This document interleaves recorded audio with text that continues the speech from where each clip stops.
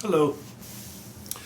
So this past Sunday at church, the pastor invited folks to come up and give their favorite Bible verse.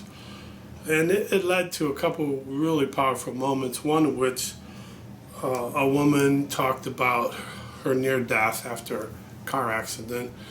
And she talked about Psalm 23, the 23rd Psalm, and gave her testimony. And it made me think, I wish I could do that, give my testimony. Now, I've given it to a few people individually, but I get pretty emotional, so I'm hesitant to get up in front of a congregation or something of that sort. So I thought, maybe I'll just try to video it and see how that goes. So that's what I'm going to do here. And I'm going to tell you my favorite Bible verse, but first I'm going to tell you why. So, I've been married twice. I have 5 children, 2 from my first marriage and 3 from my second. And I've always had a pretty good job and all, but honestly, I've never been that great with money. And so through the years, I've struggled financially. And it took its toll on me eventually. In 2015, I was working in IT and as a contractor. And that was a bad year. There was probably 3 different contracts I was on where they would make cuts in the contracts or the contract was terminated. And so in December of 2015, I was out of work. And normally I was able to go back and find something, but this time I couldn't. And I had a nervous breakdown. And I was diagnosed with severe depression and anxiety. So for some time, I didn't go to the doctor to get checked or anything. And during that time, I pretty much stayed up in my room. I ended up losing like 90 pounds. I would get up out of bed to go to the bathroom or something, and I'd pass out. And eventually I agreed to go and get looked at. So ultimately I was admitted into the Calvert Hospital and had a lot of group therapy in there and sessions and a lot of different meds, but nothing really helped me. And I might add, before all this happened, I believed I was a Christian, but I wasn't, and I'd go to church for the most part, but as it turned out, I realized, looking back, that I never really had much faith. I just knew it was the right thing to do and to raise my children with that idea, but I wasn't really a good Christian at all. And anyway, back to getting sick. After I got out of the hospital, for the next close to a year probably, I was on different meds. I was visiting doctors, therapy sessions, but none of it worked. And finally I stopped taking the medicines and I stopped going to the doctors. And from like 2017 to 2022, I lived in my bedroom. I didn't go anywhere.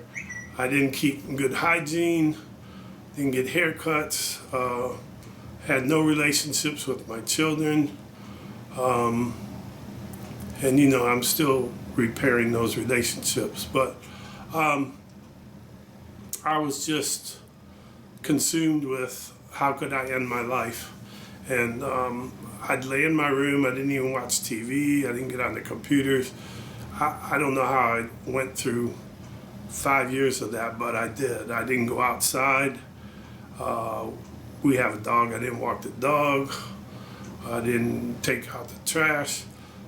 The few times I went out was when I really had to, like to co-sign on a car loan or something like that. And even then, I sat in the car and had them bring the paperwork to me. So anyway, fast forward to Easter Sunday, 2022. My family was with other family. I was home alone, And for some reason that day I said, you know, tomorrow I'm going to go get me a haircut. So when my wife came home that night, I told her, I want you to take me to get a haircut tomorrow. And I went and got my haircut. I started walking the dog again. I was still afraid to see people, but I was strong enough to try to overcome that. I started doing yard work and different things, keeping myself busy. And within a few months, I knew I wanted to go back to work somewhere, and I was led by God's plan for me, and I ended up working in a facility that takes care of disabled people. And then I did other things, like I started coaching youth again. I used to coach youth sports. I found a church home, South Potomac Church, which I really love. And so I just started my life over again. I was like I was reborn. And the funny thing is I wasn't praying for that. Now, I did have some close friends who tell me they prayed for me every day, and I'm thankful for that. And I do believe in the power of prayer. I do believe that mental illness is real, but I also believe you can overcome it. And it didn't have to be through medicines. I believe I was healed through God like a miracle. And